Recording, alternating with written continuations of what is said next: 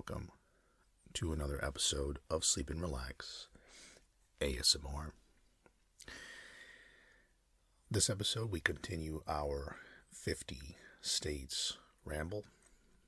The state that I'm on now is Colorado. That's the one that you're listening to right now. Now, this is your first time joining along for the 50 States Ramble. No, you definitely don't have to listen to them in alphabetical order. Basically, I'm just trying to come up with some episode revolving around all 50 states in alphabetical order. And like I said, today we are discussing Colorado. So, again, should be relatively incoherent by my part. And, hopefully puts you right to bed. Or sleep, distracted, whatever it is you need it to do for you.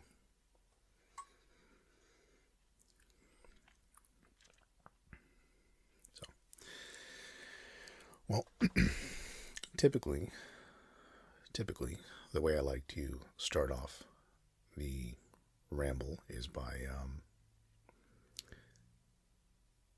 kind of just thinking about the state, and thinking, what's the first thing that comes to my mind? I'm a big sports fan, so oddly, I guess, the University of Colorado Buffaloes football team is what came to mind. I don't know why I didn't think about the Denver Broncos. I didn't think about the Nuggets. You would think that between, the NFL and the NBA franchises that would be maybe the first place my brain would go. But no, it went to Colorado Buffaloes football. So I just typed in Colorado Buffaloes, and I stumbled across this article by Sam Metivier from September of 2022, titled "A Statistical Look at How Bad It Is for the Colorado Buffaloes." And then the subtitle is, "Colorado Might Be the Worst Team in College Football." Anyway, I'm fully aware that now, at least as of the time of this recording, Deion Sanders has taken over as the head coach for that program. But the title was, so interesting to me because it's like, well, I'm not a follower of, are they the Pac-12? What are they? Big West? Is Colorado Pac-12 team? It might be. I don't know. I think it is. Is it Pac-12? I don't know. Big Mountain? Is that what the Big West? West Horizon? Whatever. Anyway, I thought it was curious because for me personally, I've never associated the Colorado Buffaloes, program really in any sport, but in particular for, it's a football program. I've kind of always been under the impression that they've been abysmal. So I'm curious, based on the numbers, how bad was the program in 2022. So I figured I'd just read a little bit of the article, kind of just to start off. Quote, "Folks, the Buffs are bad, really bad, like maybe the worst team in college football bad. If you watch the Colorado Buffaloes in either of their 3 non-conference games, you should consider doing more fall activities like pumpkin patching or not watching CU play football. If you didn't watch, I will first present some stats to demonstrate how bad this team is. The Buffs have been outscored 128-30. It is the first time in the 132 years of Colorado football that they have opened the season with 3 straight 25-plus point losses.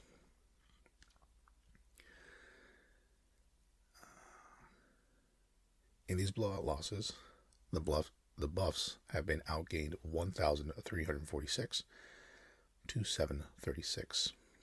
It would probably look worse without a punt return TD by TCU 3 fumbles by Air Force, who, by the way, scored 14 points on a not good Wyoming team, and Minnesota putting on the second and third stringers. The Buffs have allowed 348 rushing yards per game, dead last in the country, and 99 yards more than second worst Louisiana Tech. To put it differently, CU opponents have rushed 152 times for 1,044 yards, which is nearly 7 yards per carry, and 13 touchdowns. That's a more efficient version of Chris Brown's sophomore year.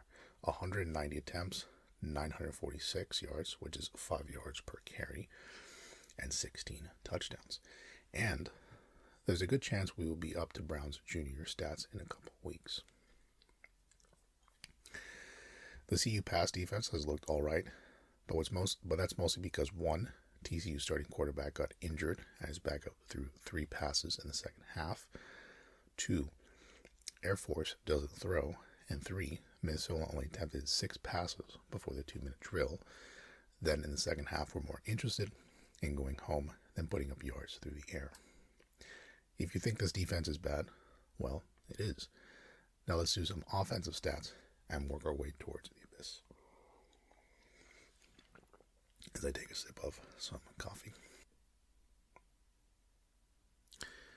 Colorado quarterbacks J.T. Shrout and Brandon Lewis have completed 47% of their passes for 324 yards for 2 touchdowns and an interception plus 2 fumbled snaps.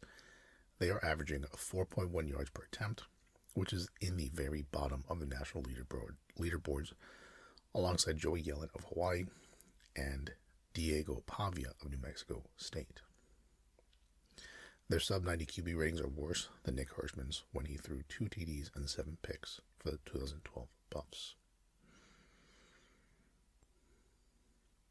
Then they kind of get in like the quarterback play a little bit in terms of how they looked, which to me, since I didn't get to see them, is not that interesting. But I do like sort of like, like the raw numbers behind just how bad the program was. Again, I have not seen a snap of Colorado Buffalo football. I'm not going to say ever, because that's probably not true, but it's, I don't remember ever watching a single snap of football. Again, I've kind of known the program to be pretty much awful, but I didn't know it was this bad. And again, I'm recording now, and at least now when I'm recording, because this is one of the rare episodes that I'm recording at least a couple months in advance in anticipation for a little break from recording, which I do every now and then. We have not quite yet gotten to college football season.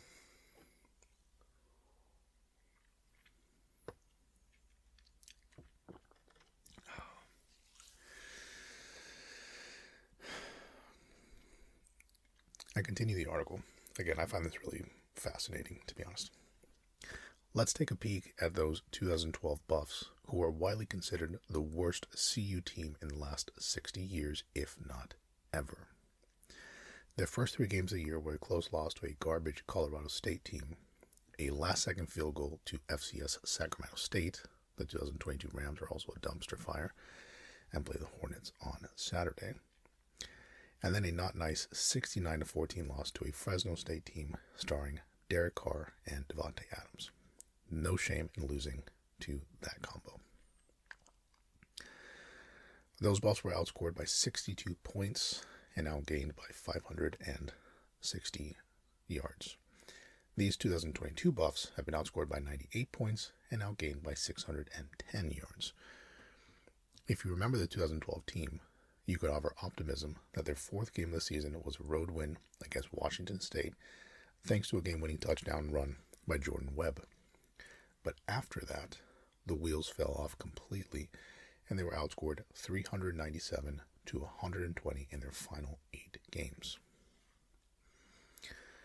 The team MVP was defensive end Will Perikak. The offense MVP was fullback turned halfback Christian Powell, and the shining bright spot was Nelson Spruce, emerging as a true freshman. The best thing about 2012 was that they were so bad that athletic director Mike Bond had no choice but to fire John Embry. This time around, there doesn't seem to be an easy way out. Per reports by Brian Howell, the buyout of Karl Dorrell is around $8.7 million, since his 5-year deal is all but guaranteed through the 2024 season. That's a lot for a program that could barely afford to fire Mike McIntyre, had to cheap out on assistant coaches, and is now losing players partly due to NIL concerns. So obviously, Colorado was able to make it work because Dorrell is not there. Dorrell's contract is a nightmare for the school, thanks to AD Rick George feeling hurt by Mel Tucker leaving for Michigan State.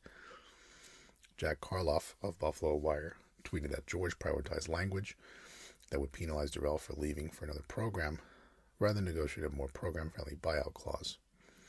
It's also worth reiterating that, more or less, George raised a bunch of money to watch Tucker's Michigan State offer, to match Tucker's Michigan State offer, then offered close to the same money for Dorrell, who had virtually zero interest as a head coach.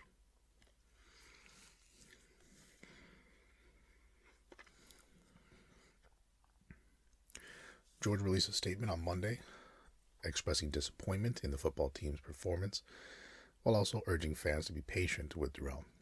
Obviously, now, being in the future, reading this, the program was anything but patient, and again went with Deion Sanders, which, I don't know, again, I haven't quite followed up with, what's been going on there, but it seems to me like Deion Sanders has had his own sort of controversy, players leaving, and I don't know. I think in general, it seemed like Deion Sanders did a good job at, I guess it was Jacksonville State. If anything, he was able to attract some pretty big talent, so I think at the very least, from a recruiting standpoint, he should do pretty well.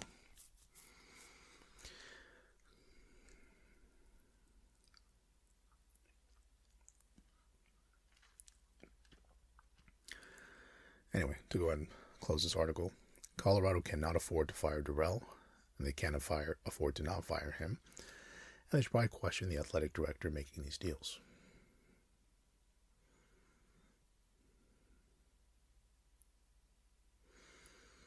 And again, obviously, they went ahead and were able to fire him some way.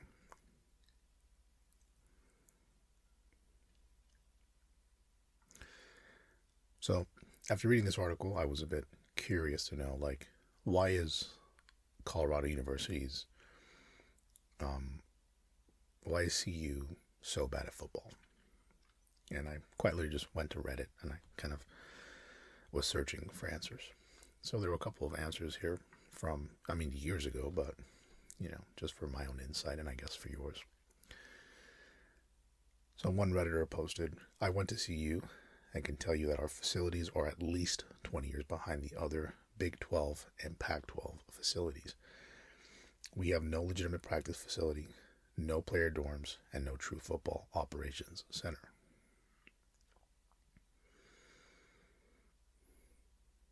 Someone replied, exactly my feelings.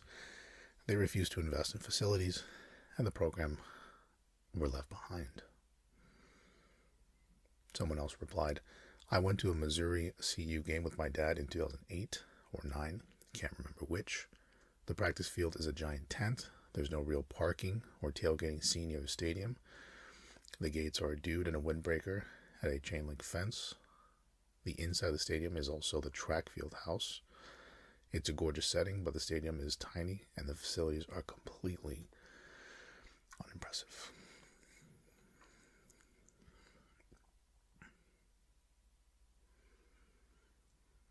Someone replied to that saying, I agree with this. As a Nebraska fan, I know they don't spend money like most Big 12 programs. There we go. Are they still Big 12? Are they now Pac-12? I don't know. There's been so much realignment that I don't really know what conference we're in for football. Even Iowa State and Kansas cared more about football and CU. I found it odd since football was their most successful sport from what I remember.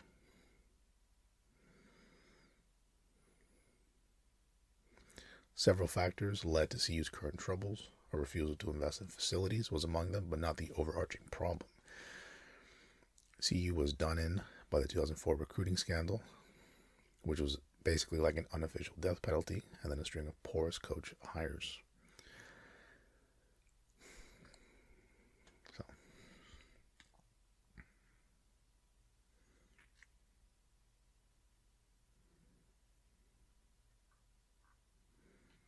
anyway, I thought it was very interesting, sort of looking at that.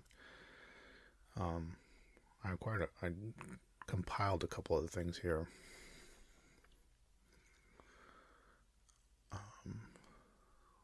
Let me just kind of skim through it. Otherwise, I might just move on to whatever else I prepared for this little ramble here.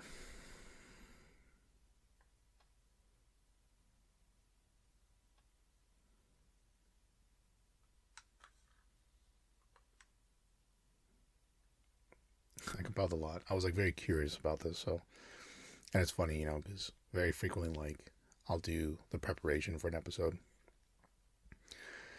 which is never, it's usually never like a full script, just kind of like talking points, and then I kind of just float in and out of, the talking points as I kind of see fit. But clearly on this particular day when I was thinking about Colorado, like the Colorado University football program really just dominated my my thinking. And I guess part of the thing for me is Colorado, regardless of whether they're Pac-12 or Big 12 or Big 10 or, whatever, Pacific Horizon, whatever, who cares? You would just think that given their conference, given their location, you would think that they could attract some talent, and obviously the facilities play a big role, but, it's not to throw shade on, Iowa State or, Louisiana Tech or something, but the fact that, like, some of these programs that have very little to offer in terms of living, and I get it, they make up for it with better coaching staff, maybe more connections to the NFL, maybe, potentially more lucrative NIL deals at this point, better facilities, better dorms, kind of all these different things. So I can acknowledge that, like Wisconsin is obviously a legitimate player in the college football scene, even though they haven't won a national championship since who knows when. But still, I think my general point is, and I could be wrong, right? I'm not trying to throw the University of Wisconsin like under the bus and say that no one wants to live there or no one wants to go to school there. All I'm suggesting is I think about Colorado in general, and let's say Wisconsin in general. And I've seen pictures of the campus of CU, and it looks really nice. Like they said, the location of the stadium is really nice, even though it's sort of worn down. I guess it's just like, how can't CU, with a little bit more investment, at least be a reasonably decent program? I'm obviously not suggesting that CU should be a powerhouse. They're not going to be Alabama. They're not going to be Georgia. They're not going to be, any other, Big 12 or Pac-12 or ACC team or whatever that's throwing, a ton of money. But I guess it's shocking to read just how bad they've been in recent history. Another kind of part of this discussion that I found on Reddit reads here: part of CU not fitting in with the culture is the fact that the students oppose expanding the football program because it's a huge money sink and doesn't generate any success. I live here in Boulder as a student at CU, having moved up here from Texas, where I was heavily involved in watching all the SEC games and had a really great time getting into the college football atmosphere that we have down in the South. Up here, nothing. Colorado just doesn't have the sort of fervent support behind the team that Southern teams have. Those Southern families who bleed the color of their favorite college football team. Instead, we have people who just go to games to tailgate outside in the parking lot, get effed up as young out-of-state undergraduates, or something to do with a family on a Saturday that's decently cheap for a Pac-12 game, and half the stadium will probably bail once we get 3 touchdowns down because they're too drunk, bored, and want to go hiking or swimming in a creek. Colorado plus football is just this weird combination that doesn't inspire anyone to have a great college football team.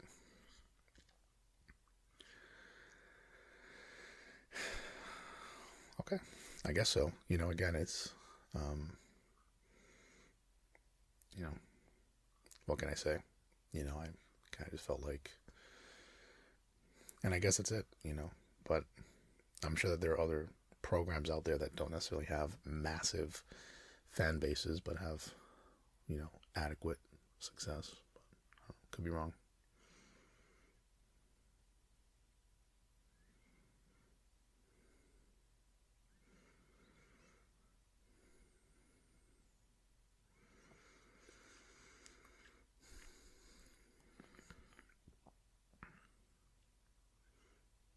Kind of just looking. I went to Colorado for college.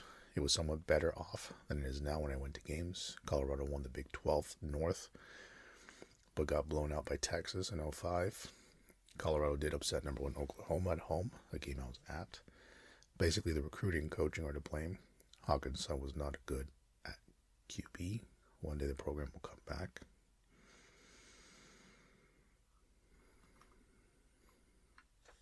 So, it's a ton. I'm like a little bit surprised because obviously when I also think about the state of Colorado, I think of, some of the grass that seems to be very prominent out there. I've never been to Colorado, so I only know all the silly stereotypes and things of that nature.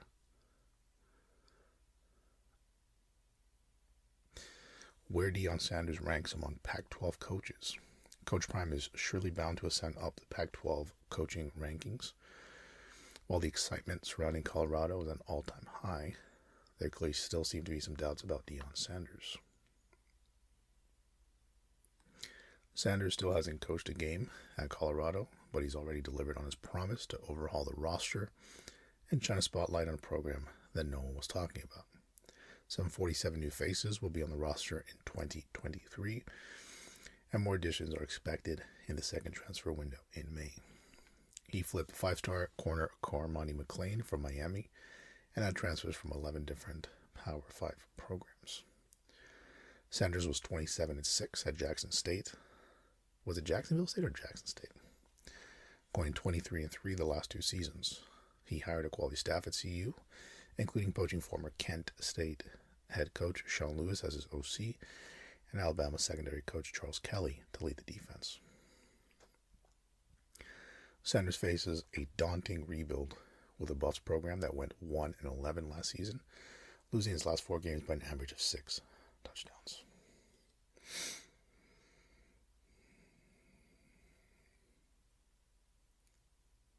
So, I don't know. Again, football season has not started. I'm not exactly sure when I'm releasing this episode, but only time will tell. Anyway, let's briefly touch on some beautiful things to do in Colorado, because I dedicated way too much time to Colorado University football. So, briefly, I hit pause, and then I looked up things to do in Colorado, because I know Colorado is known for its amazing outdoor experiences. So, here's what sort of came up. Colorado Springs. Colorado Springs is a destination for the curious. Explore new terrains and take in the natural beauty. Inhale the mountain air and exhale your worries. There are more than 55 exciting things to see and do in the Pikes Peak region, including thrilling whitewater rapids, awe-inspiring parks and trails, museums, attractions, and a mountain It says here a mountain zoo. So is it a zoo on a mountain? Anyway, it says here top region experiences. Number 1, soar above the Royal George. Strap in and soar across the Royal George on the country's highest zip line. No thanks, I am afraid of heights.